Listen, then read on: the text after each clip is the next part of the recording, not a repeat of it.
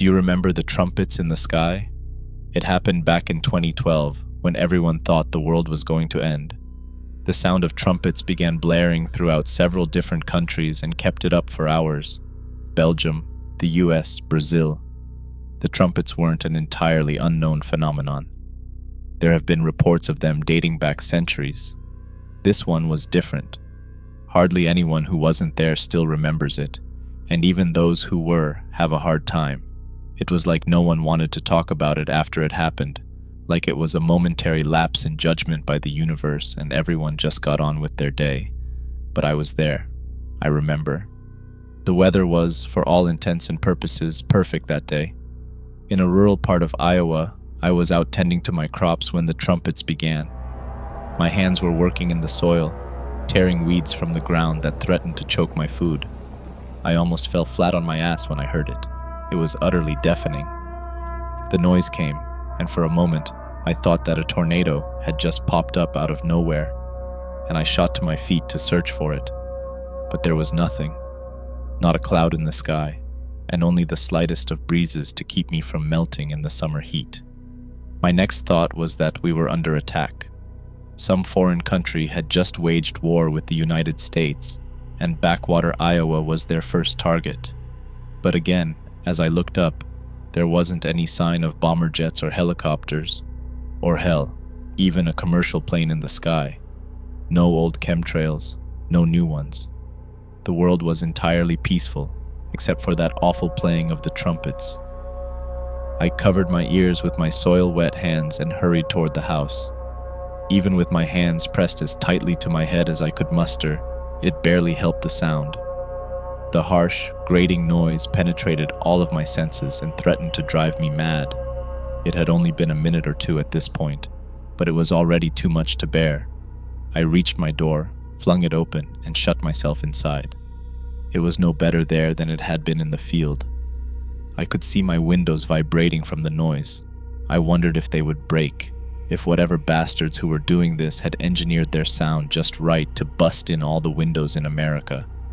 How long would it take before they burst? Or what about me? Would my ears begin to bleed? Would my eardrums explode? What about my eyes? Could a sound even do that? I felt like it could. The trumpets reverberated through my whole body. It felt like something was inside trying to get out. The floorboards vibrated beneath me and hummed against the drone of the trumpets. My arms quaked as I held my head. I had to find something to stop the noise. I was a hunter on occasion, only when my eldest wanted to go out to shoot buck. I kept my rifles in a closet by the basement, and there was the rest of the gear too. I knew I had to get my hearing protection. I stumbled through the house, eyes blurry from the disorientation. Who knew a sound could disrupt your day so much? I tried to keep my hands over my ears for as long as possible before I finally had to grab the handle of the door. I yanked it open and hurried to get my headphones from their case. Inside, I kept a spare pair of foam earbuds as well, so I quickly shoved those in, put on the protection, and slammed the door shut. It was better, but only mildly. I thought that at the very least I would be able to bear it.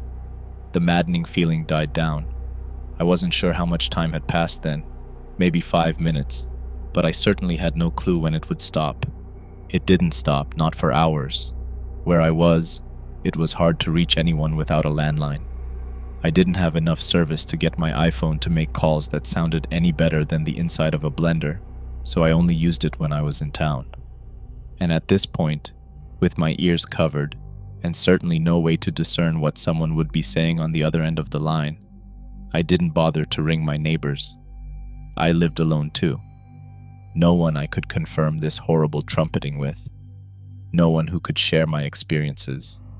By the first hour, I was starting to wonder if it was all in my head. I sat at my dining table with my hands clasped and stared out into the field. I could see the glass panes of my windows vibrating around the edges, threatening to jump out. The plants outside swayed softly in the breeze, as if entirely oblivious to the assault. I had no animals that I needed to check on, which I was very thankful for. I don't know how I could have sheltered a whole farm from this noise. I remember feeling entirely hopeless. As 1 hour turned to 2, my body shook. I didn't know if it was nerves or the trumpets. It felt bad, whatever it was. I was trapped in my own home from something I had no power to stop. I had tried turning on the TV to see if anyone was covering the trumpets, but all I got was a blue screen and a warning. Severe weather alert, do not leave your home, remain indoors, wear ear protection. Comforting. Made me think that even the higher-ups were oblivious. Did no one know what was going on? By 2.5 hours, I said fuck this. I needed to find someone who knew what was happening. I needed to check if my neighbors were okay, if they'd gotten any news. So, for good measure, I grabbed one of my rifles, hopped in my truck, and headed down the road to Merle's house. The man was standing in his front lawn when I got there. I turned down his driveway and headed up to his house, and there, about 30 feet from his front door, he just stood and looked into the sky. His back was facing me, and I couldn't see what he was doing with his hands on his face. I just knew that I found it entirely strange that he wasn't wearing anything to block the noise. "Merle?" I shouted. I could barely even hear my own voice. "Merle?" I knew it was in vain, but I shouted anyhow as I walked up to him with my rifle in hand. I almost puked when I got to him. As I stepped in front of Merle, everything I had eaten that day and the last threatened to come up out of me. Blood poured down the front of him, staining his overalls and his wife beater. His hands clawed at his face as he stared into the sky in abject horror. He had dug deep crevices into his cheeks, and one of his fingers was fish-hooking his eyelid. It pulled downward in a slow yet powerful movement, and I saw the edges of his eyes start to tear. His tear ducts slowly ripped open and cried blood, and the meat under his eyes swelled with it. I could see the entire underside of his eyeball, perfectly exposed to the outside world. I didn't know how he was still standing. I stumbled backwards and took in the horror that was Merle. The strip of skin connected to the eyelid peeled down his face and stopped just in the middle of his cheek, or what was left. It disconnected and fell to the ground while Merle raised his hand again and began digging into his flesh once more. Jesus Christ, Merle. I couldn't even keep the tears out of my eyes. This was most certainly the worst thing I had ever seen. I'd known Merle for many years, ever since I'd moved into the plot of land down the road. The old man had helped me out so many times, and I helped him, and now he was mutilating himself in the wake of this monstrosity. I only watched him a moment longer. The amount of blood on his front and pooling around his feet was almost to the point where he couldn't do anything anymore. It only took a few moments more of clawing and peeling before he crumpled to the ground and lay there, dirt infecting his wounds, blood seeping into the soil. I got out of there as fast as I could. There was nothing I could do for him. I couldn't call the police if I'd wanted to. No one would have been able to hear me. Besides, I was certain their lines were backed up with concerns of the trumpets.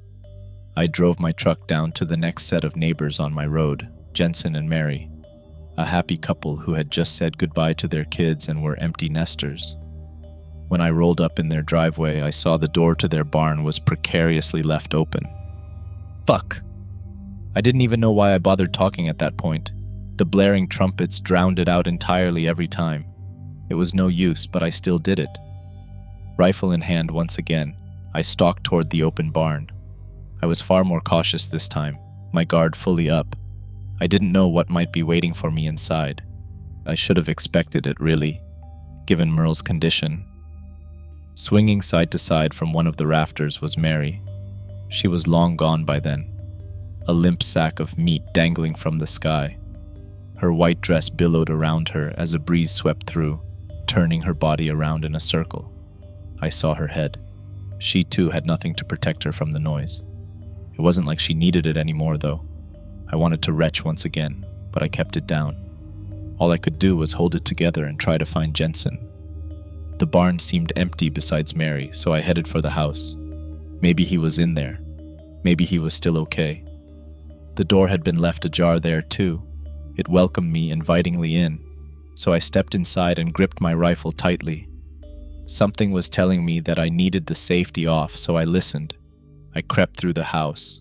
Maybe I didn't need to. It wasn't as if Jensen would be able to hear me coming. I felt the vibrations from the trumpets through the floor as I stalked inside. everything appeared normal. Nothing was out of place, no blood staining the floors or man clawing off his own face.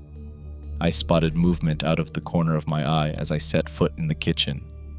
Whipping my head around, rifle pointed toward the blur, I saw Jensen crouching in a corner.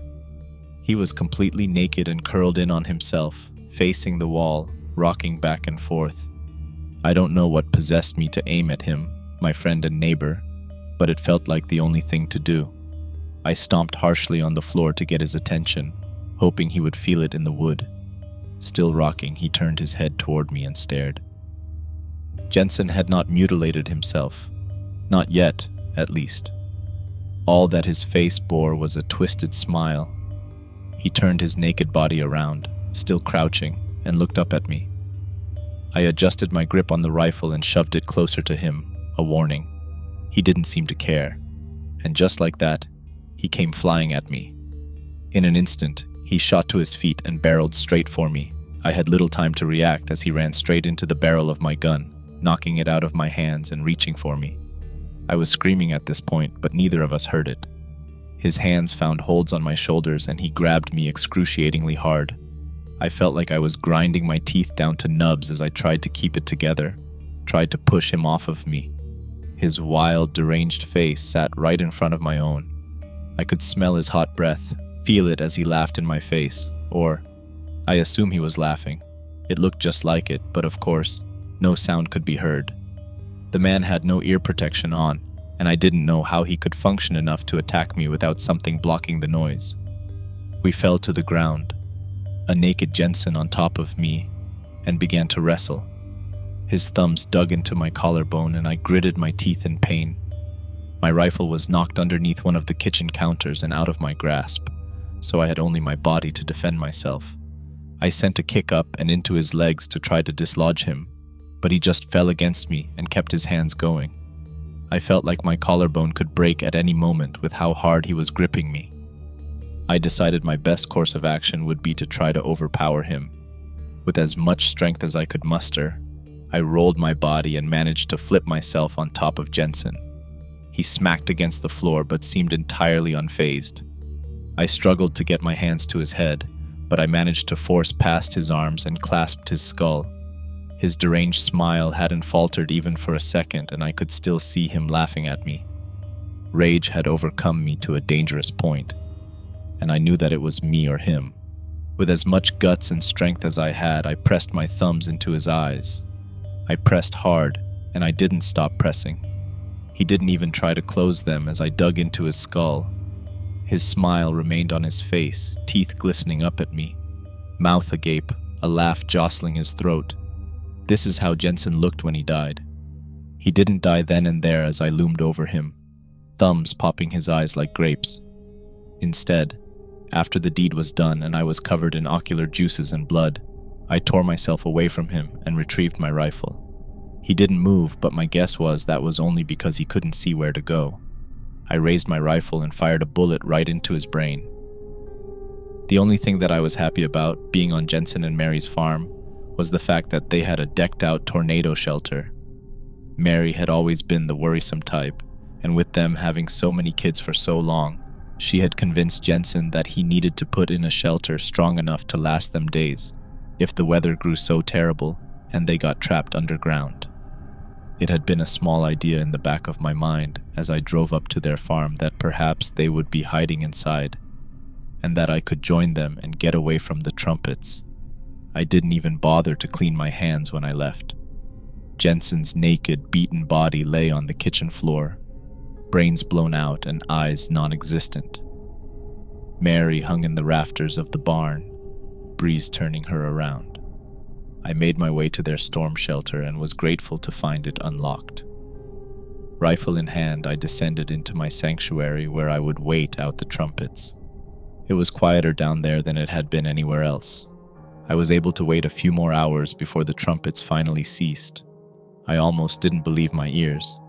Carefully, cautiously, I removed the headphones and earbuds and listened to the sound of silence. I went home soon after. I was expecting the cops to come for me in the next few days, but nothing happened. The news said that the death tolls were still being counted, but apparently, a lot of people hadn't made it through the trumpets. They were chalking it all up to a case of mass hysteria, that the trumpets hadn't even been real. Some bozo on Fox suggested that it was the rising rates of mental illness finally rearing its head, or that vaccines had caused people to go crazy. Some said it was Judgment Day.